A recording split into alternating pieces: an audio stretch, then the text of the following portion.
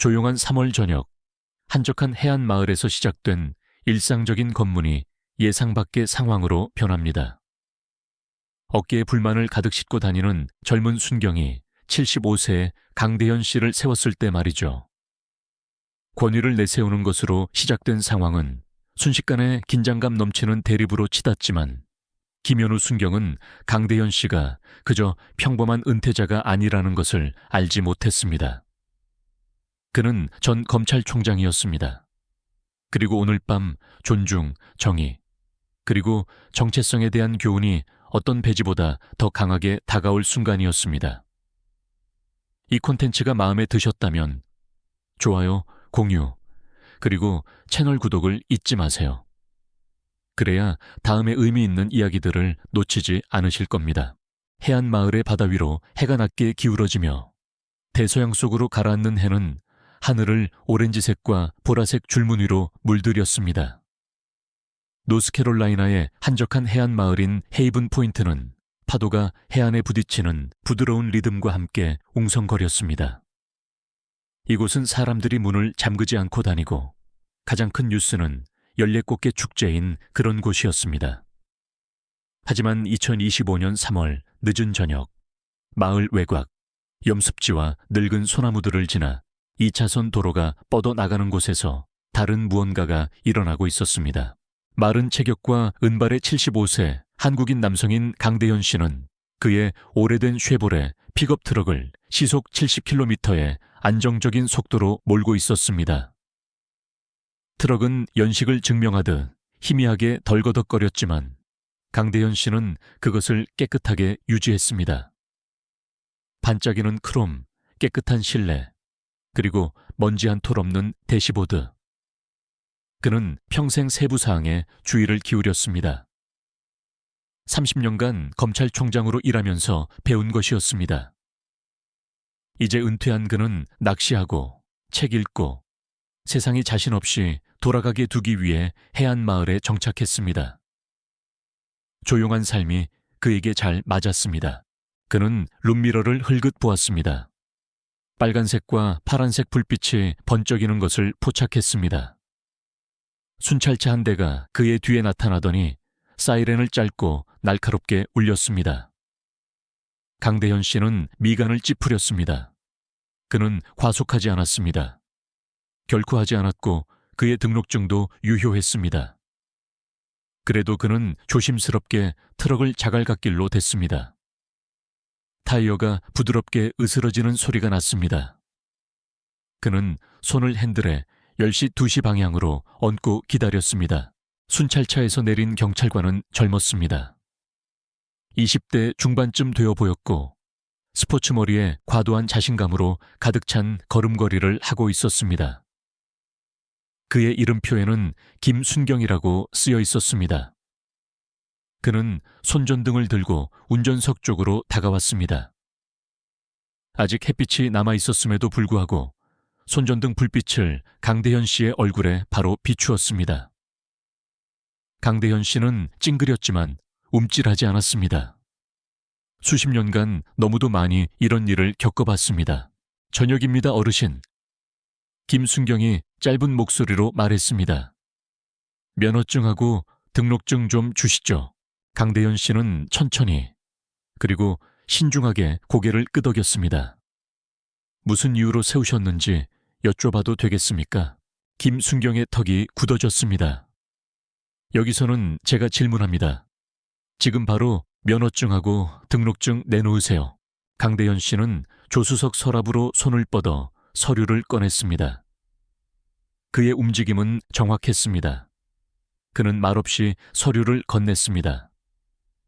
김순경이 서류를 낚아채더니 입가에 비웃음을 걸고 면허증을 살폈습니다. 강대현. 그는 마치 그 이름을 음미하듯 소리내어 읽었습니다. 이런 늦은 시간에 여기서 뭘 하시는 겁니까? 강대현 씨의 눈이 살짝 가늘어졌습니다. 집에 가는 길입니다. 그게 죄입니까? 김순경은 대답하지 않았습니다. 그는 한 발짝 물러서서 트럭 짐칸을 들여다보더니 먹이를 노리는 매처럼 차 주변을 돌았습니다. 강대현 씨는 사이드 미러로 그를 지켜보았습니다. 맥박은 안정적이었지만 정신은 날카로웠습니다. 이런 수법은 전해 본 적이 있습니다. 너무도 많은 곳에서 김순경이 돌아와 면허증을 강대현 씨 무릎 위에 던지듯 올려놓았습니다. 차에서 내리세요. 그의 목소리에는 무언가 거친 것이 섞여 있었습니다. 강대현 씨는 고개를 기울였습니다. 이유는 내리라면 내리세요. 귀가 먹었습니까? 잠시 동안 강대현 씨는 맞설까 생각했지만 그는 안전벨트를 풀고 문을 열었습니다. 75세의 나이에 무릎이 삐걱거렸지만 그의 자세는 꼿꼿했습니다. 어깨는 곧게 펴져 있었습니다. 김순경은 그에게 위압적으로 다가섰습니다. 15cm 정도 더 컸습니다. 그리고 땅을 가리켰습니다. 차 보닛에 손 올려 강대현 씨의 입술이 얇은 선으로 굳어졌습니다. 이게 무슨 일인지 말해야 할 겁니다. 이봐요. 이봐요라고 부르지 마십시오. 김순경이 총집으로 손을 향하며 쏘아붙였습니다. 이 차와 일치하는 수상한 차량 신고가 들어왔습니다. 어르신이 그 인상착의에 맞습니다. 인상착의. 강대현 씨의 목소리는 낮고 안정적이었습니다. 어떤 인상착의 말씀이십니까? 김순경의 눈이 그를 훑었습니다. 낡은 트럭을 모는 말로 하지 않은 대답이 공중에 걸려 있었습니다. 그냥 시키는 대로 하시면 문제 없을 겁니다. 강대현 씨는 손을 차 보닛에 댔습니다. 차가운 금속이 손바닥에 닿았습니다. 김순경은 거칠고 서툰 움직임으로 몸을 뒤지며 나직이 중얼거렸습니다. 차 한 대가 지나갔습니다. 헤드라이트가 잠시 장면을 비추었지만 속도를 줄이지 않았습니다. 해안마을은 사람들이 구경하러 멈추는 종류의 마을이 아니었습니다. 가지고 있는 것 중에 알아야 할 것이 있습니까? 김순경이 한 발짝 물러서며 물었습니다. 무언 말이오? 강대현 씨가 고개를 살짝 돌리며 대답했습니다. 마약, 무기, 함신 멀전. 강대현 씨는 메마른 웃음을 터뜨렸습니다. 그 소리는 긴장을 가르며 퍼져나갔습니다. 건지려는 게 없소. 순경님, 아무것도 찾지 못할 거요. 김순경의 얼굴이 붉어졌습니다. 이게 우습습니까? 당장 끌고 갈 수도 있습니다. 뭘로 말이오?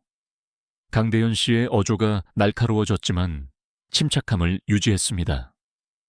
아무 증거도 될 만한 것을 말하지 않았소. 김순경의 손이 수갑 쪽으로 움찔했습니다. 계속 짓거려봐. 영감. 어떻게 되나 보게. 그들 사이의 공기가 무거워졌습니다.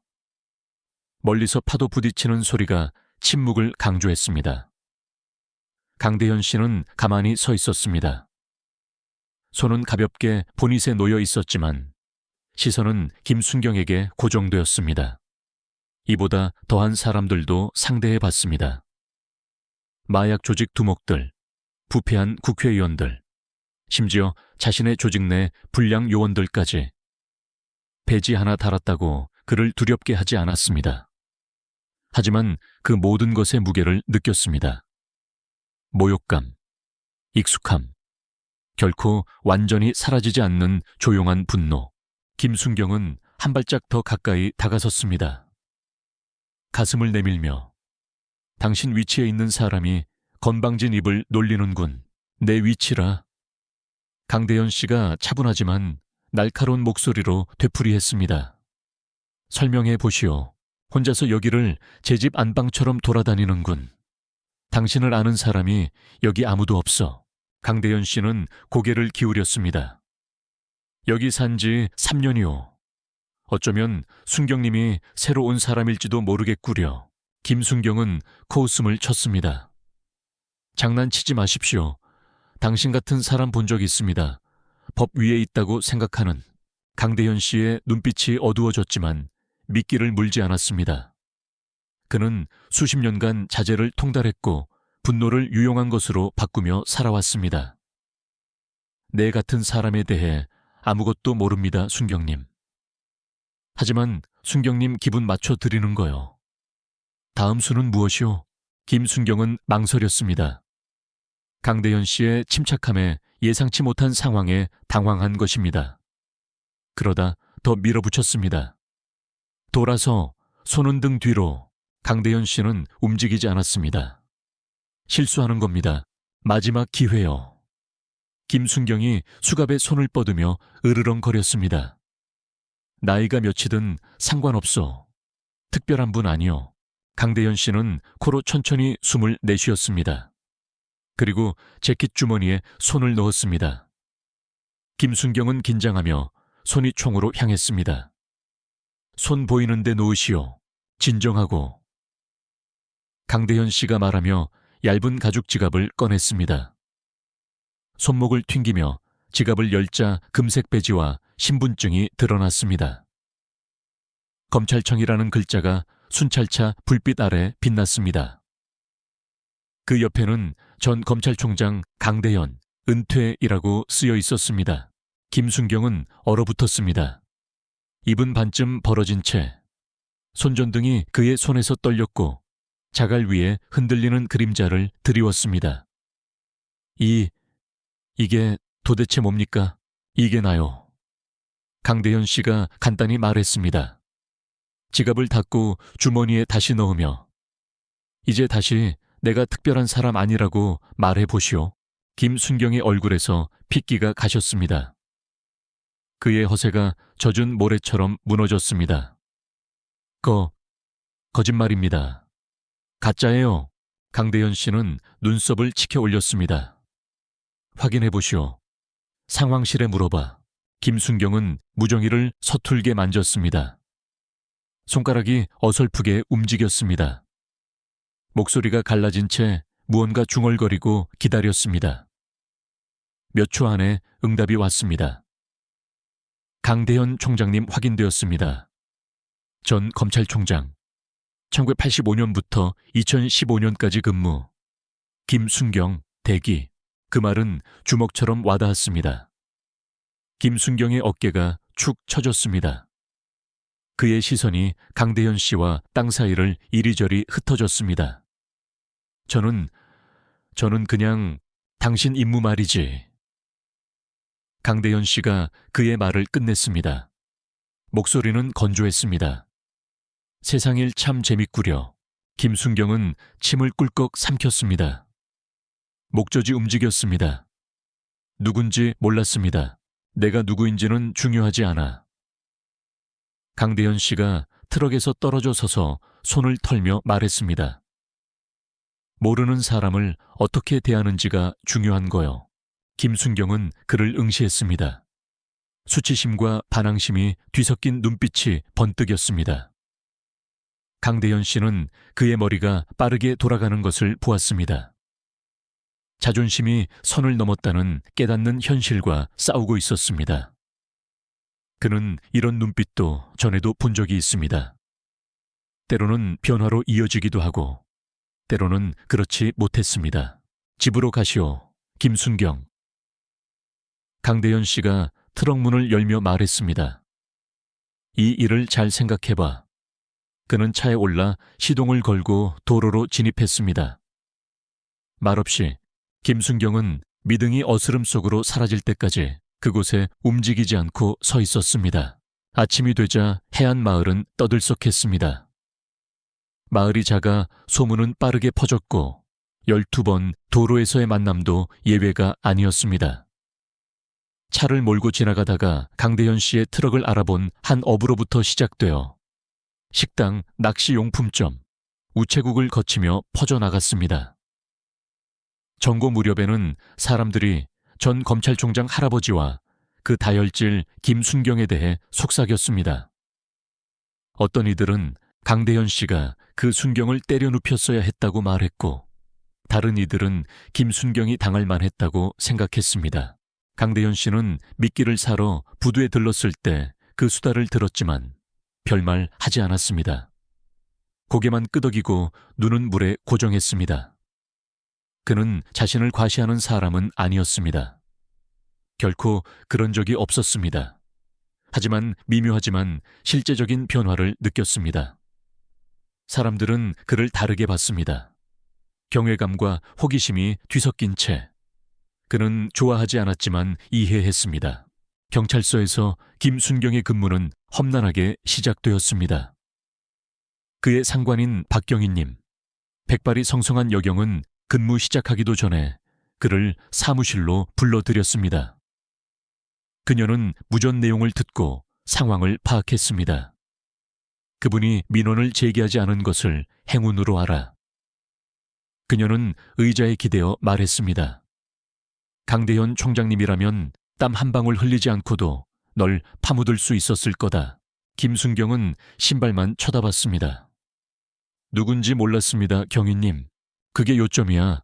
이 바보야. 박경희님이 쏘아붙였습니다. 사람 지갑에 뭐가 들었는지 보고 괴롭힐 사람을 고르는 게 아니야. 아무것도 아닌 일로 그분을 세웠지. 인정해. 김순경은 턱을 깨물었지만 말대꾸하지 않았습니다. 촉이었습니다. 촉이라고. 그녀가 경멸하는 목소리로 되물었습니다. 내가 말할 때까지 내근직이야. 편향 교육 다시 받는 거야. 그는 뻣뻣하게 고개를 끄덕이고는 슬그머니 나갔습니다. 그녀의 말의 무게가 가라앉는 것을 느끼며 내근직은 벌이었지만 끝은 아니었습니다. 그는 여전히 강대현 씨의 눈빛을 느낄 수 있었습니다. 침착하고 흔들림 없는, 자신을 꿰뚫어 본 것처럼 하루 종일 그를 괴롭혔습니다. 집으로 돌아와 강대현 씨는 평상에 앉아 있었습니다. 아이스 아메리카노 잔에 땀이 맺혔습니다. 바다가 그의 앞에 펼쳐져 있었습니다.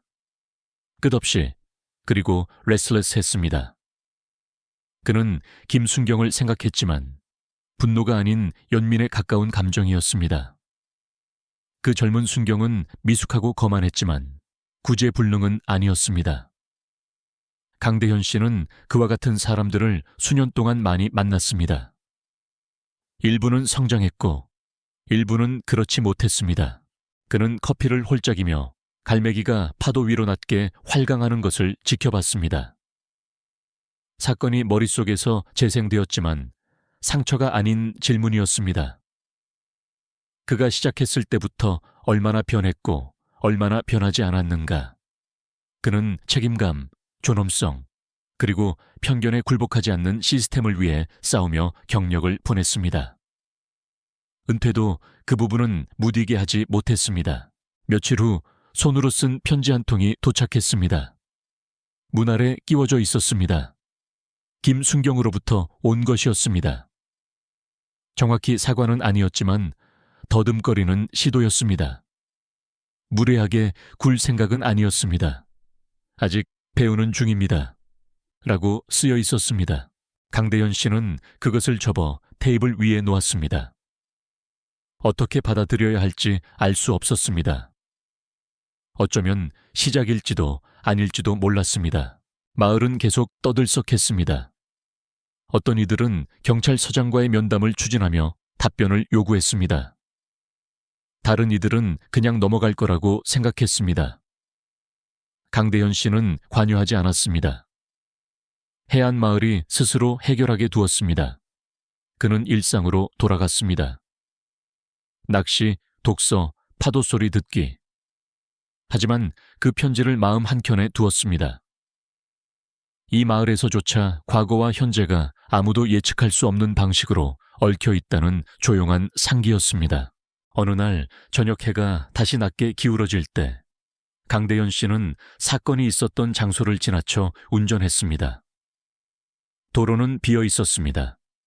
갈대들이 바람에 흔들리고 있었습니다. 그는 멈추지 않았습니다.